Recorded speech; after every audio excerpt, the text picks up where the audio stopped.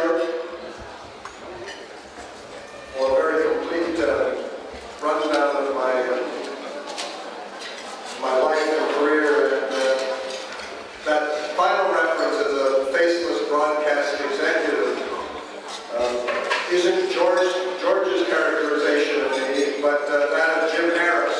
You might remember the former leader of the Green Party, who for years before I came out as a partisan politician, I sat on the coalition of the Court Consortium of broadcast executives, CBC, CTV, and Global. And every year we would have to resist Jim's demand that the Green Party get a seat at the official leaders debate, even though the party had not and still has not yet qualified by electing a single member of Parliament. I'm delighted tonight to turn out for someone who fought the good fight in this past year, in last winter's federal election campaign.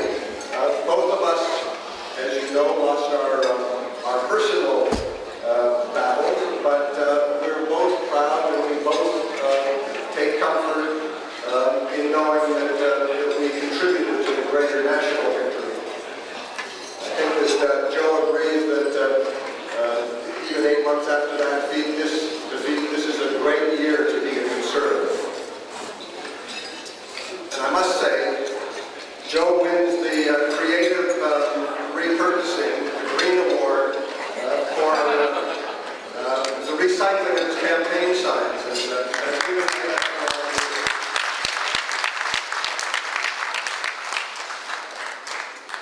Greetings from Parliament Hill tonight. The Foreign Minister was to have joined us this evening. The realities of minority government have kept him in Ottawa. Nonetheless, Peter MacKay conveys his best to you, Joel, and to everyone here tonight. This is not a night for partisan politics, and I'll talk just a little bit more about that in a moment. But given the events of the past year or so, I hope you'll give me a brief time out and just allow me to reflect on matters federal. Canadians everywhere, not just Conservatives, but Canadians everywhere can celebrate almost daily evidence of decisive, really productive government over the past months since the January election. Canadians are realizing the promises made, and I know everyone has their own particular promise in the campaign that they keep an eye on the government elected to keep. And the Conservative government, I think you'll agree, promises made are promises that have been kept at home and around the world. At the same time, the opposition parties just can't seem to fathom that this minority government has achieved more in the past 8 months than the previous government did in more than a decade. I don't have to remind you of the accomplishments. But at the same time, in the Liberal leadership race, we see a political tourist and a retreaded socialist are leading in the race to lead that crumbling party.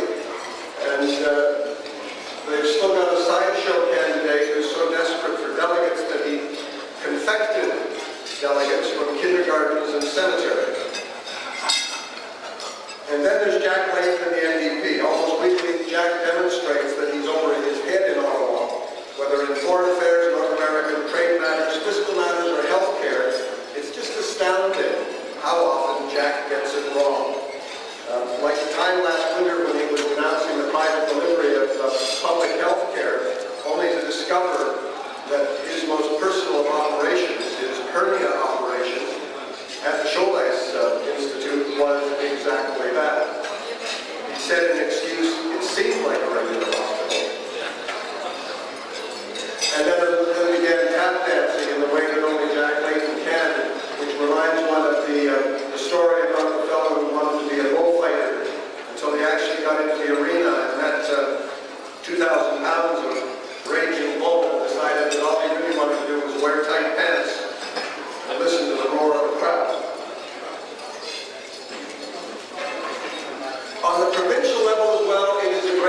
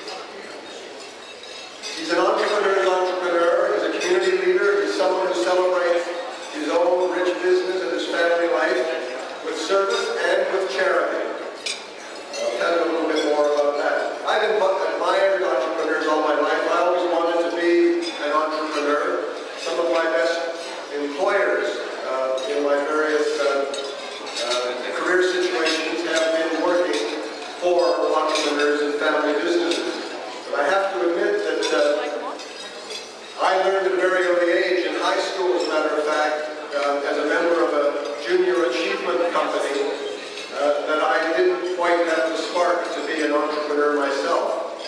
And a testament to that could be found in the basement of my parents' home with my unsold stock of window props. We went bankrupt. One of the few junior achievement companies that year in my school that did. In any event, I'm trying to keep in shape for the next federal campaign by helping out in a number of municipal races. My principal arena is in the city of Toronto, and my motivation is to support candidates who want to get partisan politics and narrow-minded ideology out of the municipal arena. Municipal politics should really be built on consensus. City council, regional councils are no place for narrow-minded ideologies. And unfortunately, in the city of Toronto, I know many of you have homes or have families with homes in Toronto or businesses in Toronto. And Toronto has suffered over the past 3 years with a mayor who has blatantly worn his political ideology on his shoulder and has divided city council with narrow-minded partisan politics, which has not served anyone in the city of Toronto particularly well. One of the primary reasons Toronto has so many problems, from taxes to personal and business taxes, garbage problems, transportation difficulties, infrastructure shortcomings, is a result of the past 3 years under a mayor who tries to run City Hall like an NDP fiefdom. Jane Pitfield is the bipartisan fusion center-right candidate. I support her. And it's kind of fun. Liberals and conservatives are working together on their campaign. People who, just a few months ago, we were at each other's throats. We have now put our weapons down and are working together to try and make a shift in the mayor's seat and in at least half a dozen wards across the city of Toronto, so we can get back to doing the business of Toronto, not the politics of David Miller and the NDP. This has allowed me to get involved with a couple of campaigns with individuals, not just Jane. I think Jane would probably be a liberal by some people's definition, but a colleague, Adam Vaughan, who many of you know from City-TV, and would be probably one of the last people to be described in the political dimension as a conservative. But I support Adam enthusiastically. I've been knocking on doors and dropping leaflets because of what Jack Layton said when he told Adam, if you don't run under the NDP banner, we will crush you. And I think it's that sort of arrogance in politics, in municipal politics, that we just can't have any time for. There are a number of others, and I don't know what parts of town some of you might live in, but if you see the names Adam Vaughan, Donald Blair, Natalie Maniatis, or John Adams, I'd like you to know that I think you should vote for these councillor candidates who do a great job and bring down the back to City Council. And if you can keep a secret, I just might come knocking on some of your doors in one part of the North region or another in the months to come. I want to run again. I believe I can help our new Conservative government. Although I'm in no hurry, they're governing as though they had a majority, and we don't need an election now. I don't think they even want an election now. But I'm being advised that Torontonians might still be just a little too timid to elect a Conservative south of the 401. And I'm seriously giving a lot of thought. I've been told that common sense resides above the 401. A number of folks in 905 have been asking me to relocate my political ambitions and my household, and we just like to do it. So stay tuned. But tonight is really Joe's night. Before I introduce him, I'd like to thank you for your hospitality and remind you personally from my heart, on Election Day, cast your eye down the ballot and vote Joe Lee.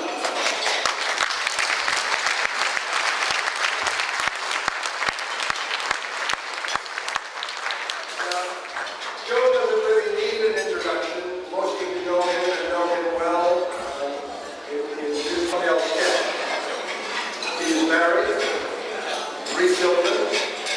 He speaks Mandarin, Cantonese, Hindi, Swedish, and English. He was born in India to a working-class ethnic Chinese family. He achieved success as an entrepreneur. I asked him, how many times have you been an entrepreneur? He can't really quantify that numerically, but he has started businesses pretty much around the world. First in Sweden, and he's had a successful business career here in Canada. He has created, sold, bought, merged. He's just a whirlwind on that entrepreneurial side. And he's used his success entrepreneurially to pay back to both the smaller and the larger community, to his close community, and to the province of Ontario and in the service of the government of Canada. He ran as a federal candidate record in starting the Ruby River and the Markham Union Bill. He's the executive director of the Chinese Outreach Committee for a Hospital Foundation since 1998. Served as VP, Vice President of the Board of South Asians in Ontario. There's more. I could go on, but I know that between now and election day, those of you who haven't looked at the detail, the great detail of Jolene's life, career, and community mindedness, you should do so. So, I'll waste no more time and introduce to you the next Regional Councillor for York Region, Jolene. I want to take this time to thank you all for coming out to this fundraiser in support of my campaign to become Regional Councillor of Markham. In particular, I want to thank my campaign manager, Hans Willimek. Hans, please stand up.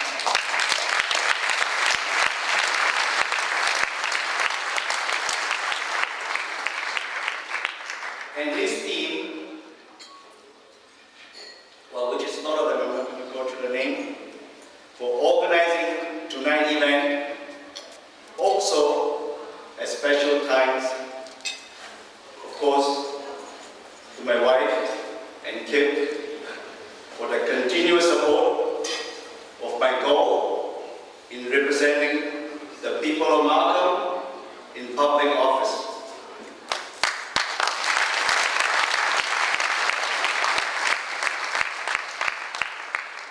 Six months ago, I had an emotional meeting with Mayor Don Castle, where I was saddened to hear the possibility of his retirement from politics because of health reasons. The question of myself running for a seat on Markham Regional Council was answered this day. On Monday, September 25th, actually that was my birthday, as I was doing my usual canvassing, reporters were calling me and asking for a comment regarding the impact of Mr. Tony Wong's decision to run for one of the 4 councillor seats. I look up at the sky and wonder why a reporter asked me this question. I thought the sky was supposed to be without limitation. Asked by over the phone and responded that it was actually good news because we may now end up with 2 regional councillors from the Chinese-Canadian community.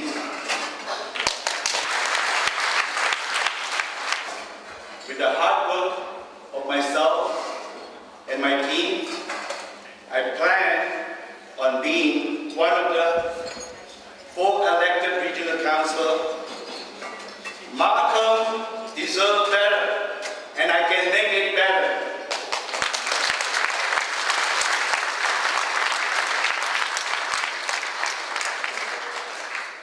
I am committed to fighting for lower property taxes, improving Markham Road and Road traffic grade road, and the safety and security of this community. Furthermore, I have a vision of putting Markham on the world map like link shopping in Sweden. Markham cannot end up on the news shopping for landfill like Mayor Miller in Toronto. Unlike most politicians that sit on the council, I have no problem speaking up about the benefit of a waste energy plan for your region.